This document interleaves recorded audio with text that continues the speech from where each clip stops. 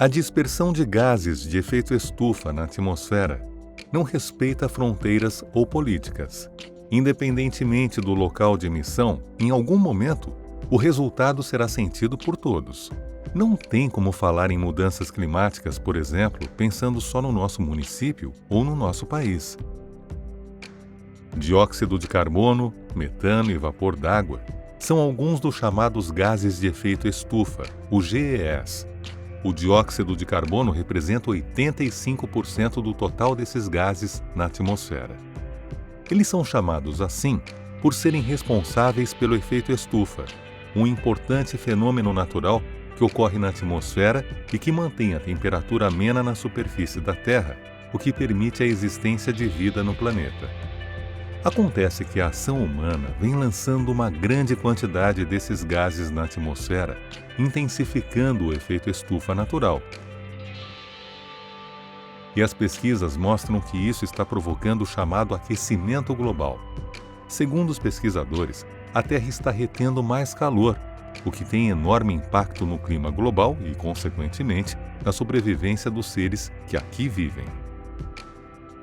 Para tratar desse problema, que é global, os países têm tentado se unir, desde o fim do século XX, para pensar em planos e tentativas para diminuir a emissão desses gases e frear o aquecimento da Terra. Mas como fazer isso sem interromper o desenvolvimento econômico dos países?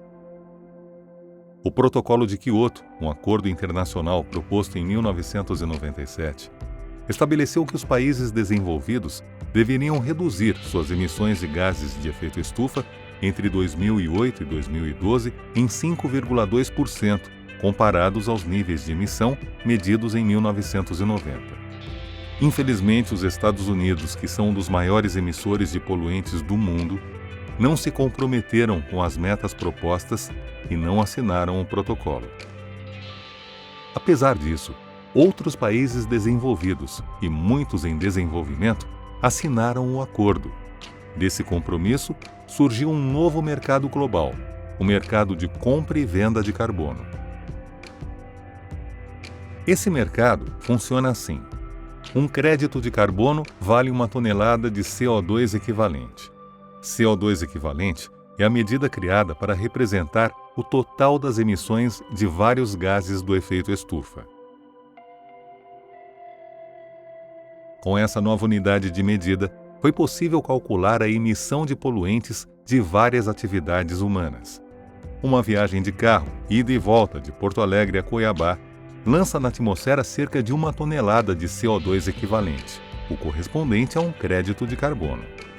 O crédito de carbono recebeu o nome Redução Certificada de Emissão, ou RCE, e é uma unidade comercial. Isso quer dizer que vale dinheiro, como se fosse uma ação na Bolsa de Valores. O mercado de carbono é regulado pelo Conselho Executivo do Mecanismo de Desenvolvimento Limpo, o MDL. É esse conselho que organiza a compra e venda de créditos de carbono. Os assuntos relacionados ao meio ambiente podem não ter fronteiras, mas as emissões de gases de efeito estufa variam muito de um país para outro.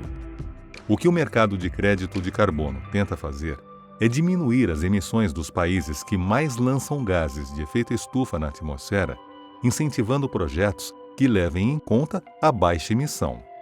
Países que assinaram o Protocolo de Kyoto, que emitem menos gases de efeito estufa, têm créditos de carbono para negociar com as nações que ainda não conseguiram reduzir suas emissões. O protocolo dividiu os países participantes em 2 grupos. Anexo 1 reúne os países desenvolvidos e, portanto, os que mais emitem gases de efeito estufa na atmosfera. E o não Anexo 1, que reúne os países em desenvolvimento. O Brasil é um desses países.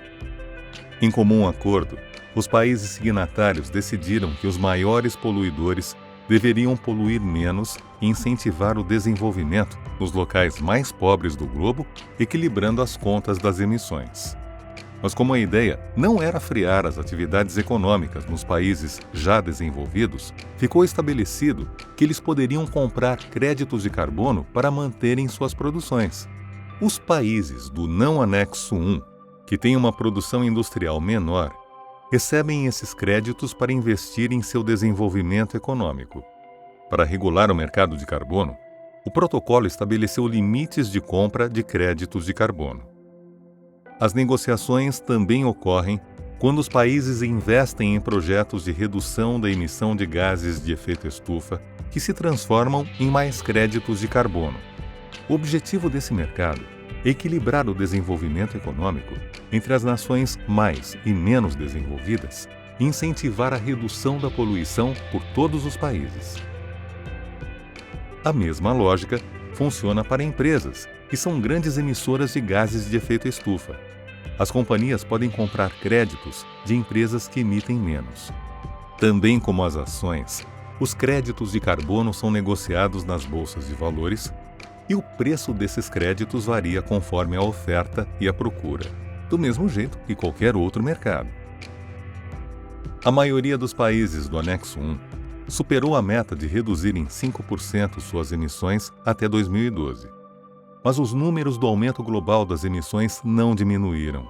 Ao contrário, na média, as emissões de gases de efeito estufa aumentaram em todo o mundo. Para muitos especialistas, o Protocolo de Kyoto incentivou a busca por tecnologias e projetos de redução da emissão de poluentes e de recuperação de florestas. Mas o cenário continua preocupante e dependente de soluções rápidas e em escala global. Muitos cientistas defendem a ideia de uma nova lógica econômica, que se baseie menos na queima de combustíveis fósseis e proteja o nosso planeta.